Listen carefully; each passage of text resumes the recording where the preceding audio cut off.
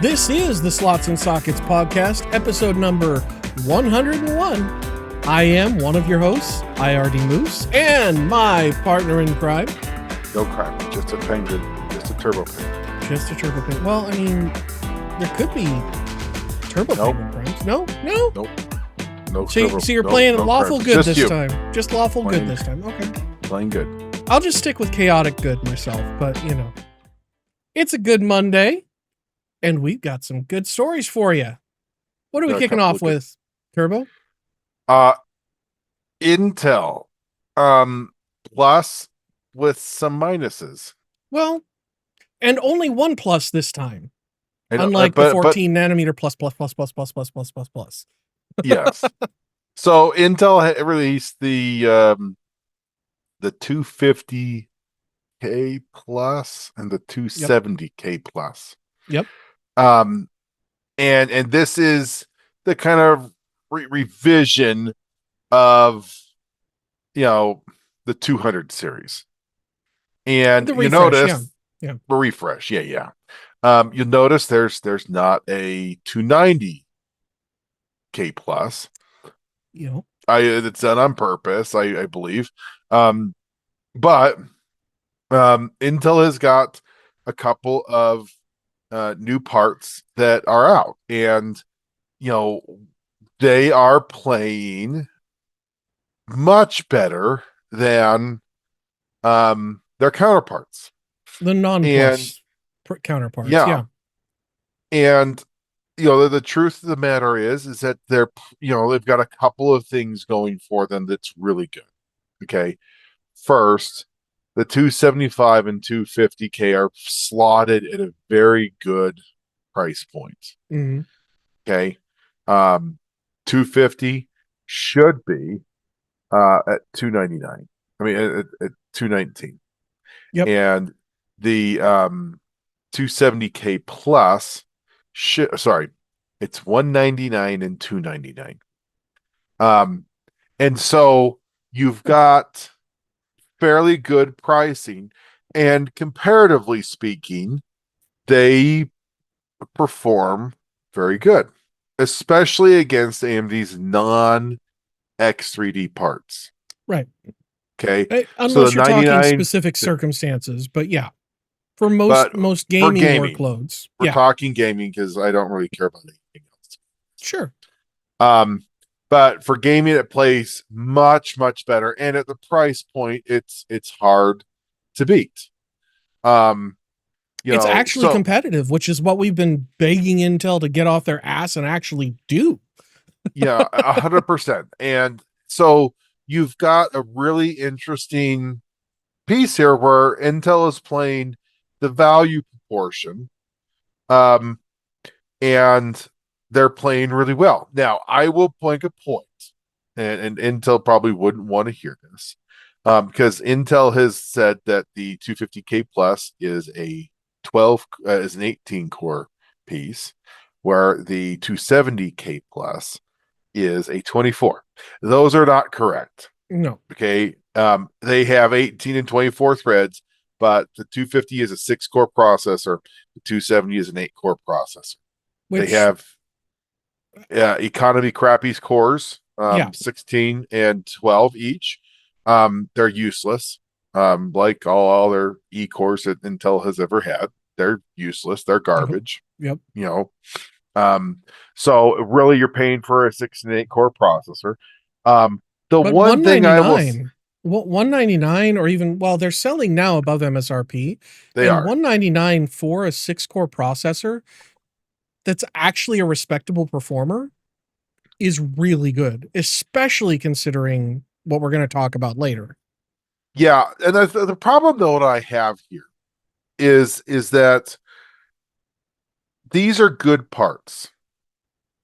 But when you factor in memory cost and a 1 terabyte NVMe SSD, this system, motherboard, processor, RAM, and solid state, is very expensive. Now, I know if you went out and bought a 9850 X3D and bought the same stuff, you'd be. But what I'm getting at is that this is going to be a really interesting move here with these processors to see how well they perform and how well they sell.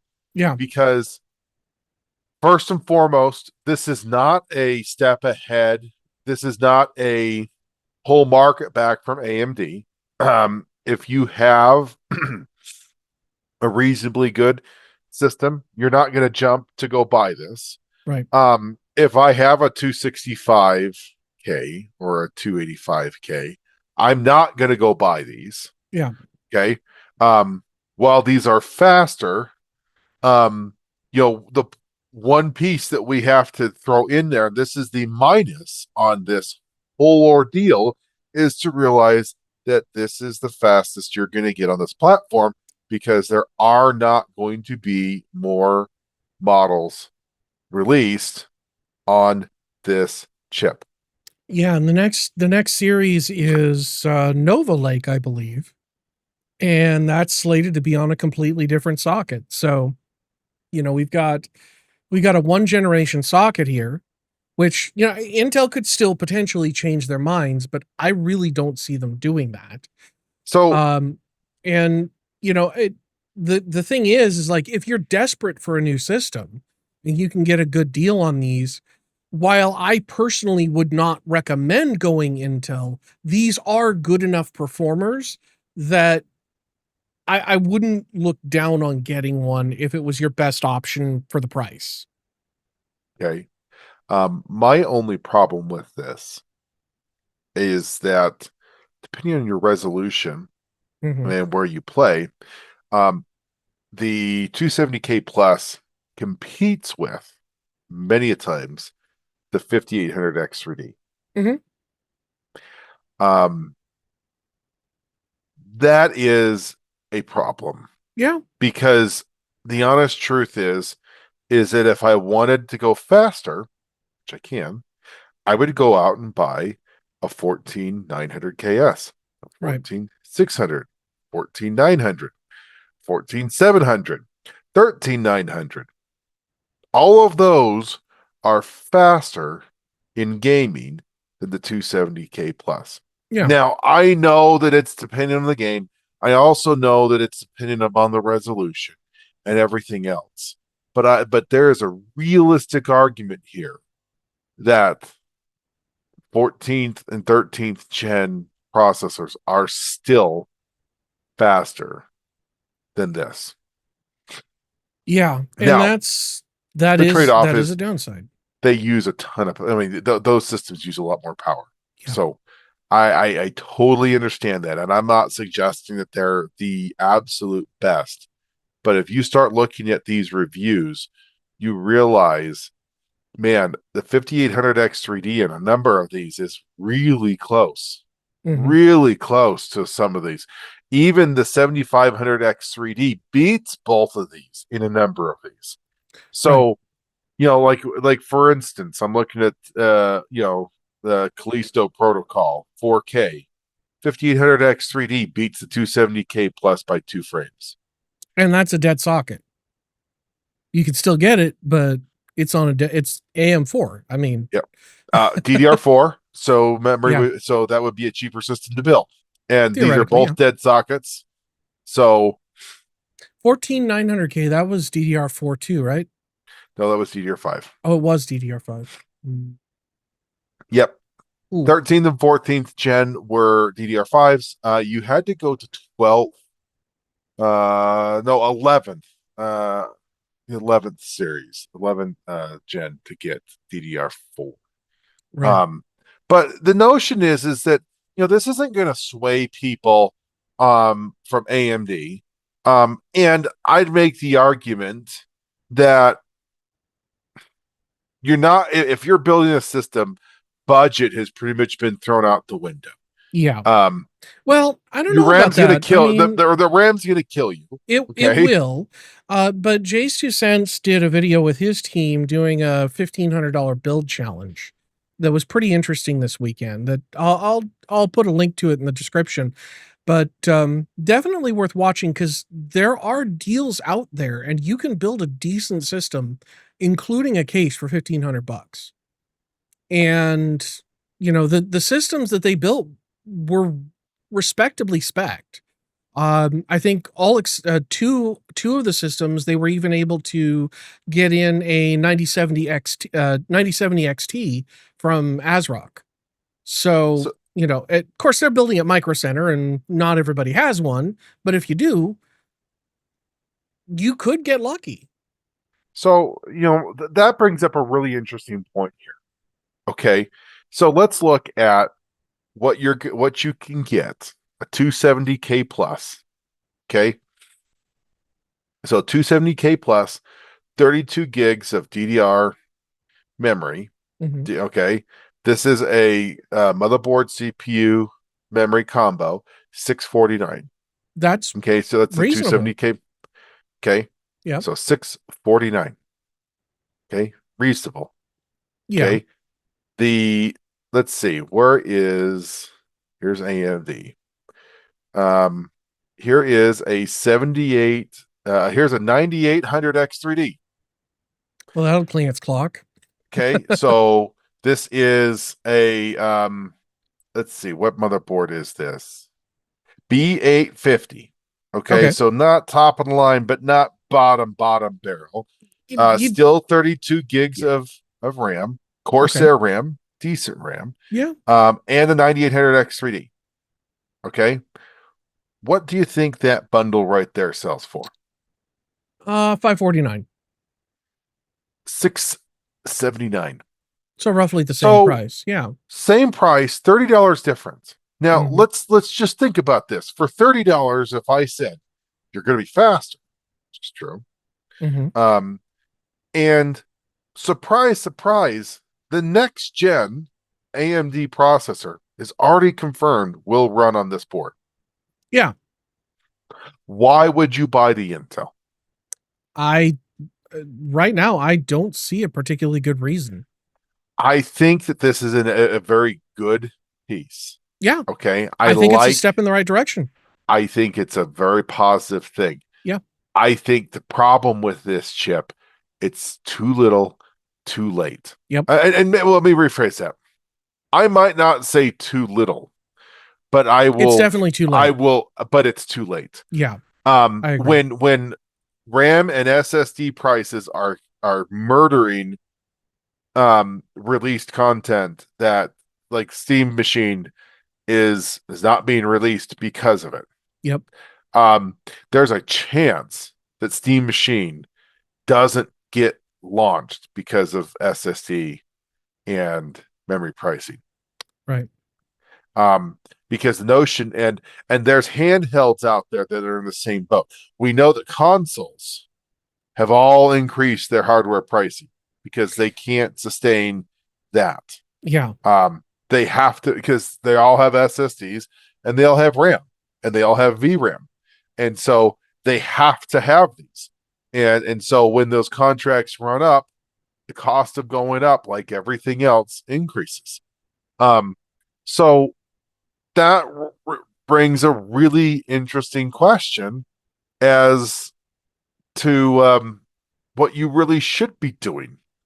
I'd make an argument that some of these bundles are just killer. Like here's a 7800 X3D with 16 gigs of RAM.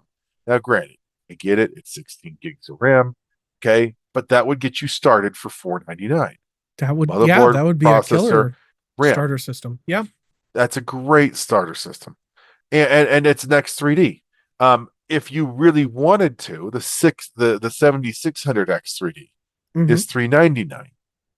So you know In a there bundle or are just the CPU? that's the bundle, Oh, wow. Okay. 399 bundle.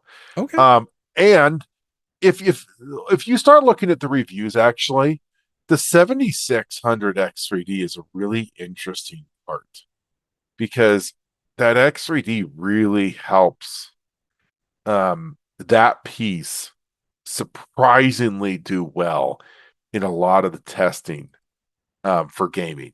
Yeah. And so the notion is that you know what I think what we're hearing out here is if you want to save a couple of bucks, buy a 7600 X3D or a 7800 X3D Now, I would say this: is there enough difference for me to suggest someone spend $100 more to go to 70 from the 7600 X3D to the 7800 X3D? No. Um, Eh, I don't know. For $100, I do think it's going to be beneficial, right. especially a little bit longer because it's both core count and its frequency. Right. Um, but But but you're on AM5 at that point, and 10th gen isn't that far off. and the notion is when 10th gen comes out, the ability to buy a second hand 9800 X3D, 7800 X3D Yep. is going to be legitimately a way to do it. Yeah. Look, I mean, what I'm where probably going to be selling mine on Facebook Marketplace if the 10th gen is what it's looking like it's going to be. look the honest truth is that what we see here from Intel is positive. It Yep. is, and people should view it as positive, and then no one should go buy it. Well, yeah, and remember what we said when the whole 13th, 14th gen kerfuffle started. You know, I'm not gonna look at buying Intel until they've had until they're on their third solid generation. So I would be No, willing to call this number one. look, what I would say is that um, outside of that, and I agree with what you're saying. I totally agree.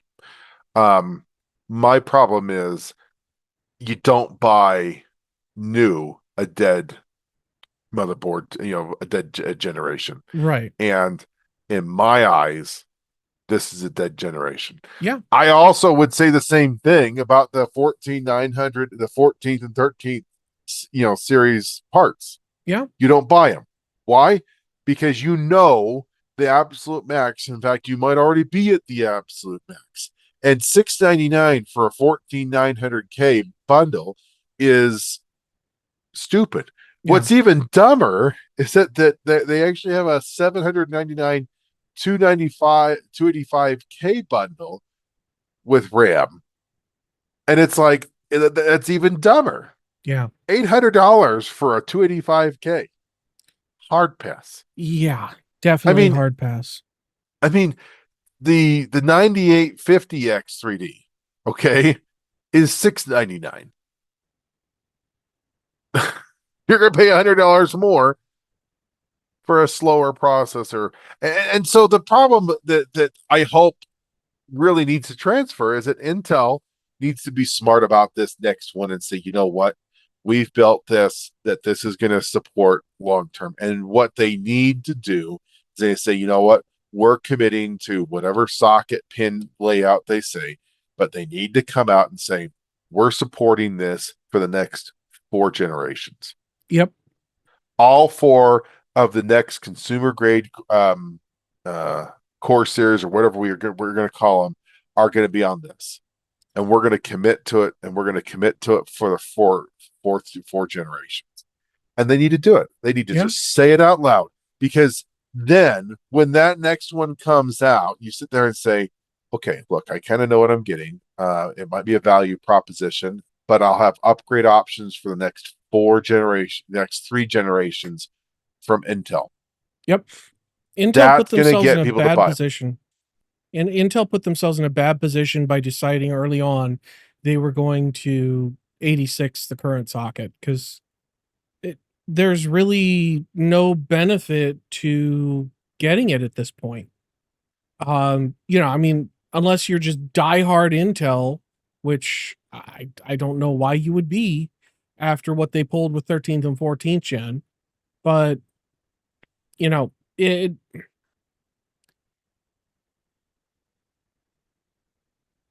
I'm just glad that they actually finally got off their butt and came out with a CPU that's not a waste of silicon. They, because Here's my problem. we've been begging for them to do it on so many fronts, including the graphics cards.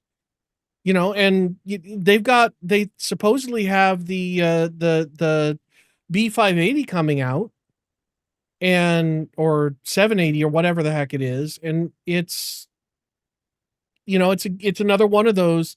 It's not necessarily too little, but it's definitely too late kind of situations. The problem is that you've got a product that's priced well and it's in a good spot. Hmm. Someone will buy it. Um, people who are thinking long term should pass on this. Yep. Um, you know, it's the end of the socket. End of Yeah. story. If That's you, all you have to say is that yeah. this is the fast. This is what you're going to get out of this. And Um, AMD's got at least one more generation on AM5. and there's questionable about two. Yeah. There is absolutely a question if they'll have a second. I don't think they will. I think that I they'll I think probably, I think they'll probably move on because if they can pull 7 gig out of the CPUs on AM5, they're probably going to have to spread things out and go with a larger socket like they have with their EPIC processors. yeah. Because they're going to need the power, they're going to need the bandwidth and the lanes to make it happen. Because really, that's the only way I can see them getting more performance is going with more and more CPU tiles on a package and just going ham on processing power and memory bandwidth. I mean, there's even talk. I've heard some people even talking about um, quad channel DDR5 coming back, and that would be cool. But right now, that's a pretty scary proposition. But it seems to be getting a little less scary because there's been some news about our friends over at OpenAI and some memory deals they've been having issues with.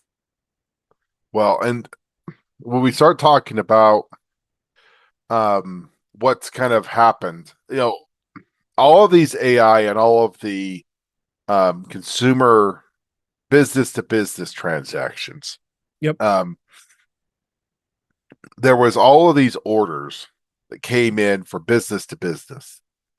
And when they realized how much they were selling to business and how that was ramping up,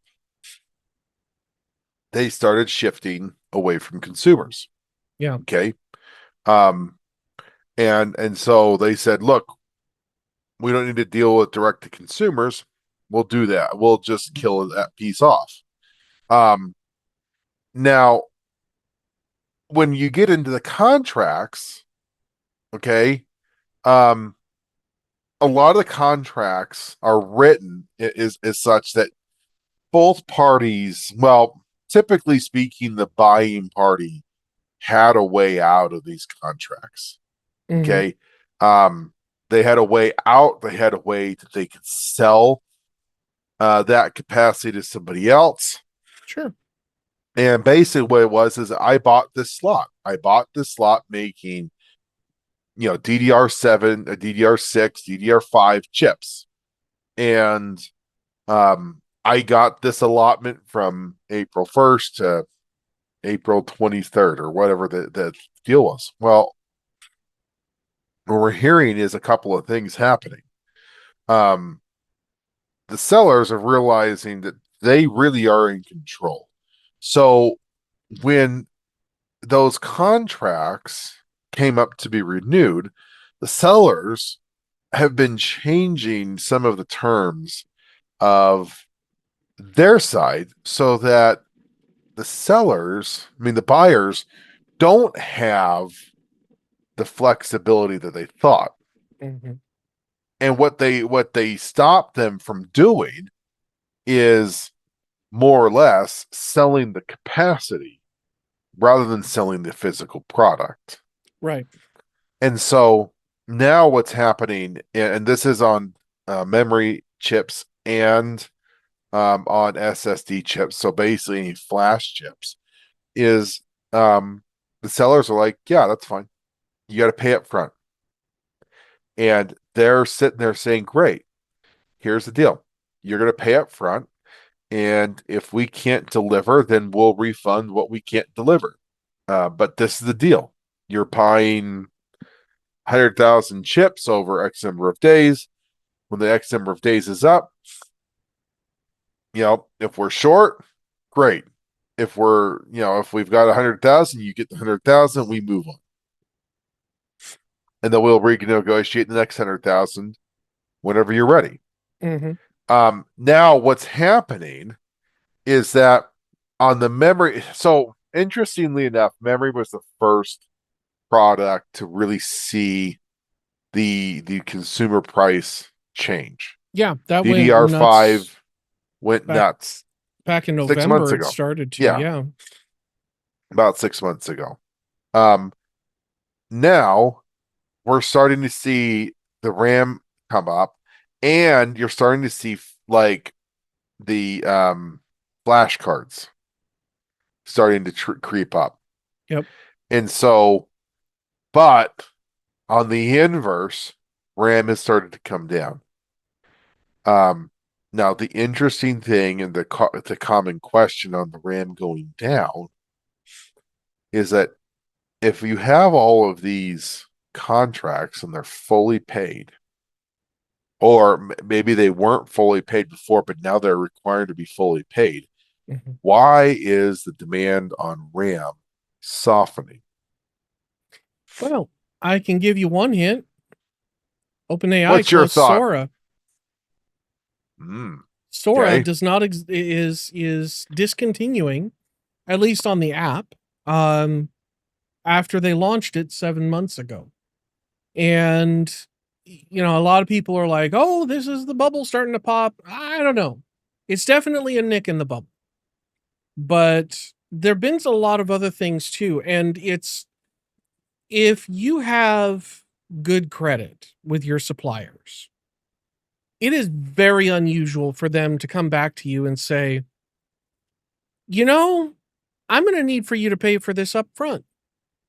So I'm starting to suspect that something happened with OpenAI and with a lot of these AI hardware vendors that is looking negative.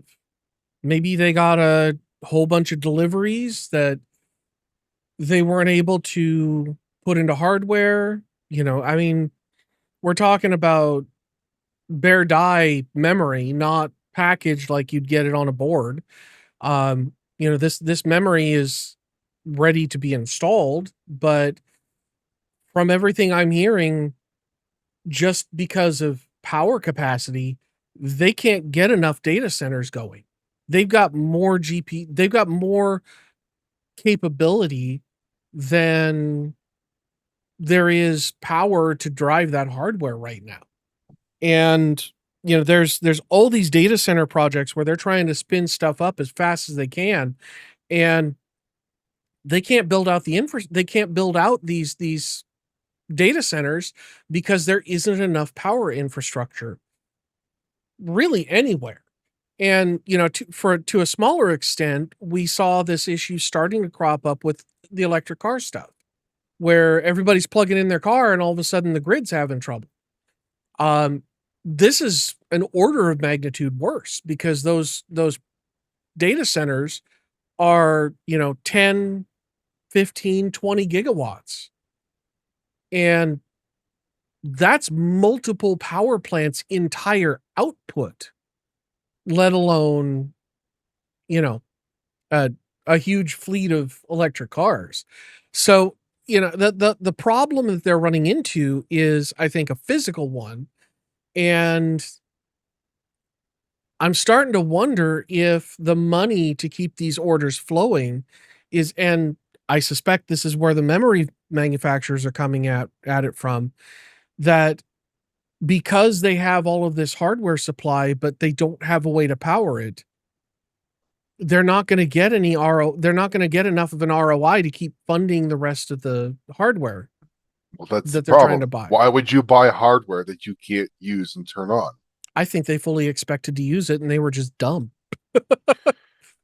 You know? I, and now you're starting to come up with the problems of why on earth would you buy something when you can't use it? And this is where big, business is stupid. If me and you wanted to build a machine and we were talking to each other and says that's great, but I can't find a power supply unless I buy, unless I had just a killer deal.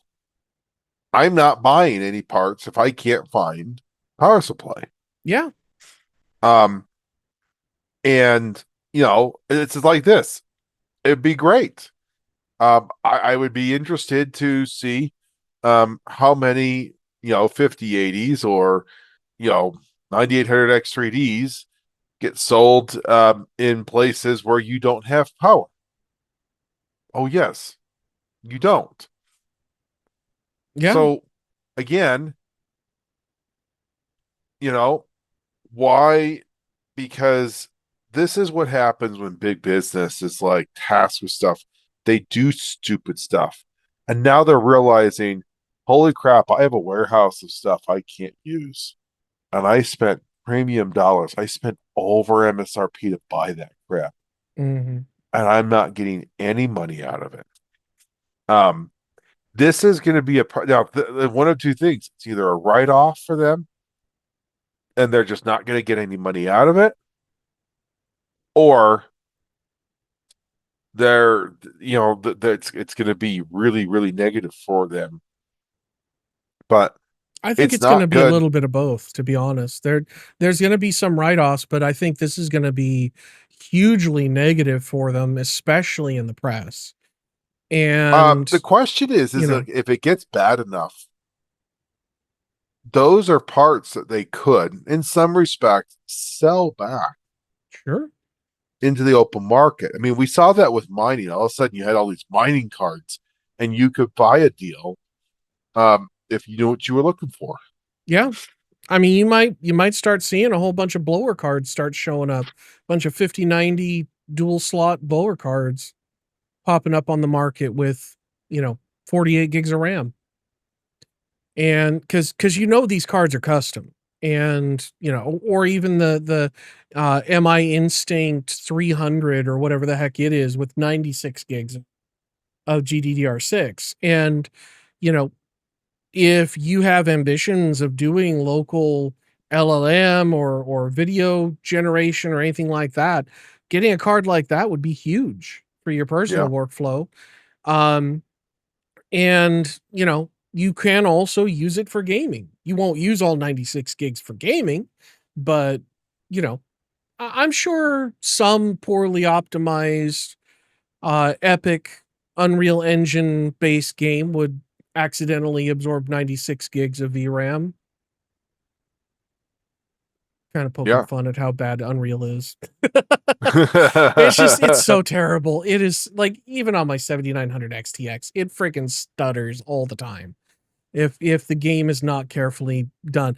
But yeah, I don't think this is necessarily the AI bubble bursting, but it's definitely a sign of the first shoe dropping. I think this is something to be mindful of. Yes. Okay.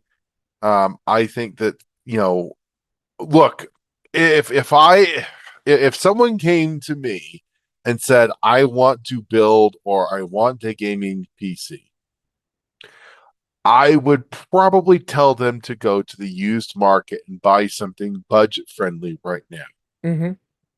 Um, Unless you got a micro center nearby where you can get a hell of a deal. but my purchases right now for somebody would be on the budget side. Sure. Now, if someone came to me and said, money's not an issue, get me something that's killer, okay, you could. And I'm not suggesting that you don't do that. Yeah. But what I'm getting at though is that in all honesty, I really think that the budget is the play right now. And because of that, that's why I think that the Intel processors are a real problem, Mm-hmm. because you can't I cannot There's nowhere to go. I can't tell somebody on a budget this is a good budget. It's not. Yeah. It's a cheap product, and yeah, for right now, but you know, where are you going to go? You're not going Yeah. anywhere. And that's the problem that I have with that. Yeah. There's no upgrade headroom. So yeah. And speaking of upgrade headroom, Oh my gosh, upgrade. our Yeah, friends so at Asus have an Evo. They've so evolved. It's really interesting. They've got an Evo, the RTX 5080 um, Prime Evo, and you sit there and say, that's interesting. How is that really any different? Well, the Evo, they take the vapor chamber out of it. Okay. Now, they don't charge less, but I can only imagine that this is not as efficient of a cooler. It is cheaper, for sure. Um, and I can only imagine that it is not as efficient as the outgoing non-Evo piece. Interestingly enough. Um, so you've really got to start looking at some of these to understand that because here's the problem, is that if you were a somebody who was looking at reviews and saw the Prime review from launch state, and you thought, oh, an Evo, a better version of that. Not 100%, actually not correct at all. Yeah. Um, and they don't, like, even on the box, there's no Evo on the box. There's no branding on this box at all, Hmm. suggesting that this is not the same thing that the reviewer reviewed. The only way that you know that you're getting shafted as far as the cooler goes is if you look at the stupid part number on it. Yep. And it looks like the So, only difference there is, an Evo at the end of it. well, interestingly, the part number that video cards lists is almost identical between the two, and they both end in EVO. The Yes. difference in the part number that they have is one is prime dash RTX 5080 dash Zero. 016G The other one is dash EVO, and the yeah. other one is prime RTX 5080 16G EVO. So if you are in the market for an Asus, start reading those part numbers closely, kind of like we used to do with the EVGA K and R parts. Although that was a little more obvious. They were up front. Yeah, They told you this isn't a K, this is an R part. yeah. And they told you the difference between the warranties between a Mm-hmm. K and an R part. On the front of the box. Yep. Well, they And told you up front. yes. So, It was if you so if you didn't know ahead of time, there would still be some indicators that, okay, yeah, you're getting a part that has a shorter warranty, you're getting maybe lower clock frequency cuz this is the R part and this is the K, and but you'd still have some indications like, okay, maybe I want to go with this one, but they're selling it for the same price. The part number is confusingly close, and if you don't know ahead of time, you could be getting a GPU that's clocked at 2640 when you're expecting one that's clocked at 2685. so And with it the not truth of being a that vapor chamber, I mean, it's just I worse. think the easy solution is just that. Don't buy an Asus graphics card. Yeah. Um it begs the question, like, this is like, I know that there are some people there's plenty of people who will say I don't really care. I get it. Okay. I understand that you're like, it doesn't make a difference. Fine. You're right. Okay. Sure. It is 25 megahertz, and one would argue that 25 megahertz is easily overclockable on every card out there. An overclocked model versus a non-OC. 25 But megahertz is nothing in these days. yeah. I think the problem is that you have all of these reviews stating that these has a vapor chamber with the performance set of how it was released and how it was reviewed. Yep. You're now going to come out with a product that looks that does not perform there, will not hit there unless you go in and modify it. And two, with the lack of a vapor chamber, I'd make an argument is not going to thermally perform as well as the new version of this. That's the big And one. Yeah. the problem is that now does everyone do buy based off of reviews? No. But the smart thing for them should have been is to say this is a prime RTX 5080, you know, cheaper. Change the name of the model.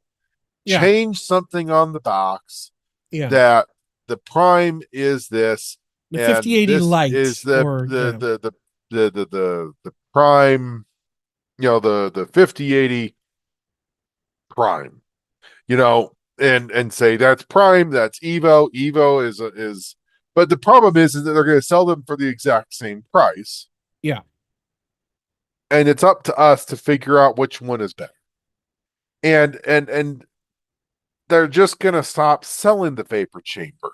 So then it's going to come into a bigger problem, is that people will see the prime, the original prime reviews, think that's how their card will perform, knowing very well that they cannot buy that card in the market today.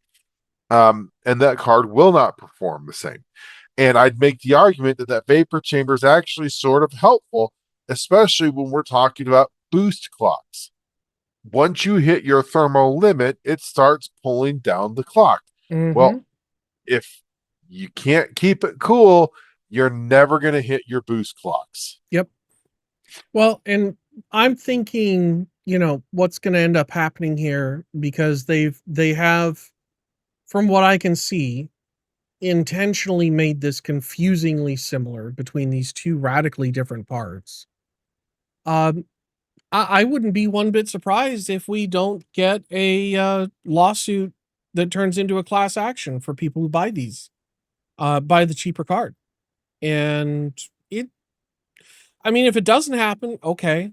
But if it does, I would be one bit surprised because, I mean, I got like $100 out of Corsair recently because of that lawsuit.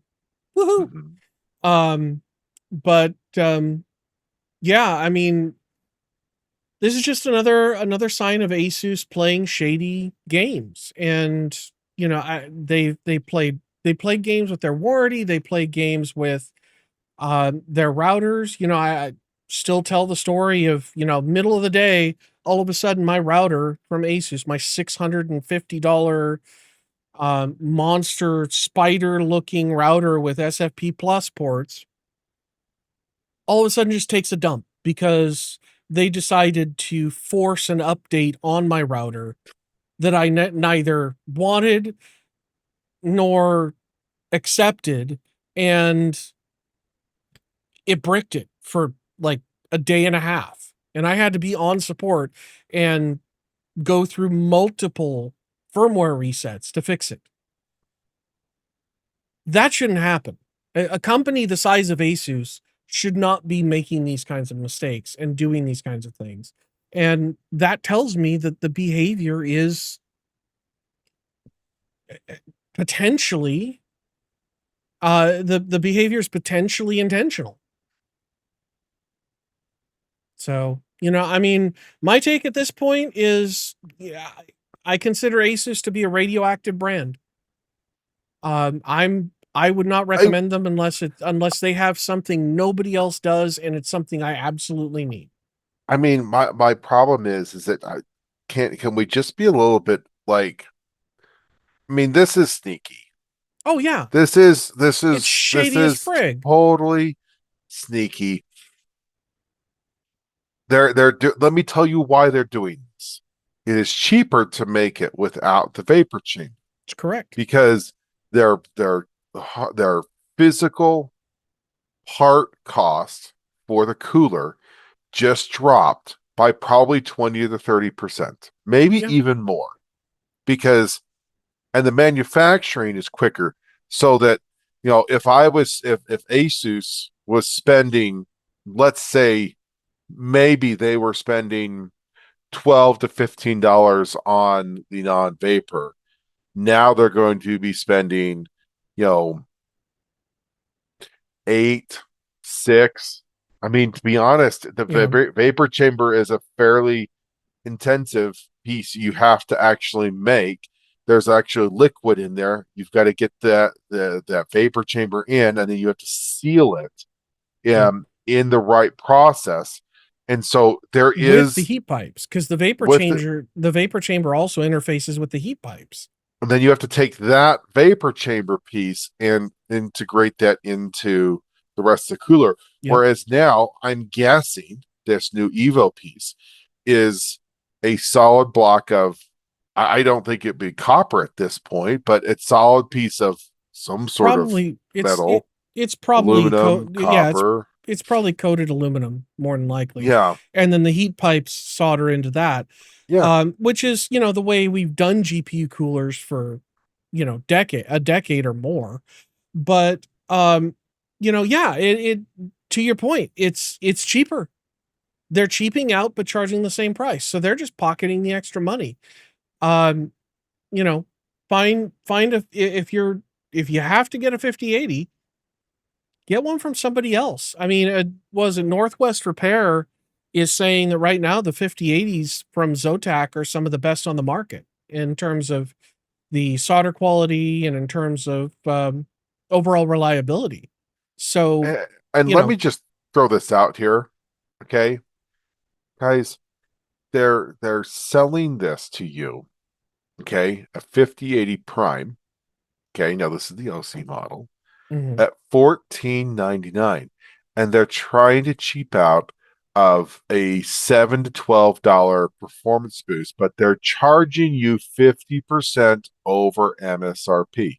yeah, Now, I tell you, why should this make a difference?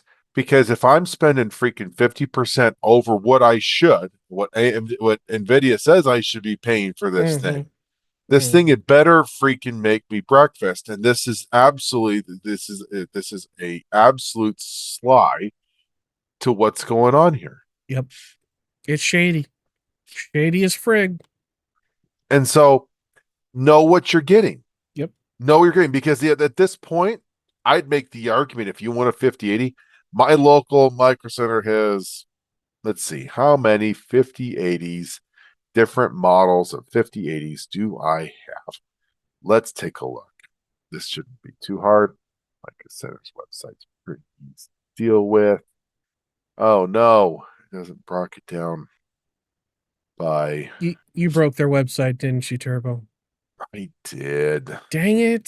This is why we can't have nice things. I know. Let's see here. Here it is, 5080. There's 11 in stock. Okay. And there's some that are the Zotac, actually. The solid core is $12.99, $12.29. Yep. Okay. There's the overclocked, which is the same price. So an overclocked version. PNY has one. And I'd make the argument that I actually, to be honest, if I was to look at buying a graphics card right now, and I had to stay to the Nvidia side of things, I would be very interested in looking at a PNY card, because PNY is who manufactures all of the pro cards. They're the ones who are doing the Blackwell 6000. Okay. And they're doing all of the FE cards, just like EVGA did. Yeah. So also, just out of curiosity, just to throw it out there, my local Micro Center does have 5070 Ti's in stock. So keep an eye out, and know what you're getting, and make good choices, because just because something is on sale does not mean it is a good part. Correct. Or a good deal. It all falls back to don't do dumb stuff. I agree with that. Don't do dumb stuff. on that bombshell. Yep, on that bombshell. Thank you all for giving us a little bit of your time. Do remember to jump down below and give us a thumbs up, a like, and subscribe, and do a comment or two down the doobly-doo. And yeah, until next time, have fun storming the castle. Good night, everybody. Good night.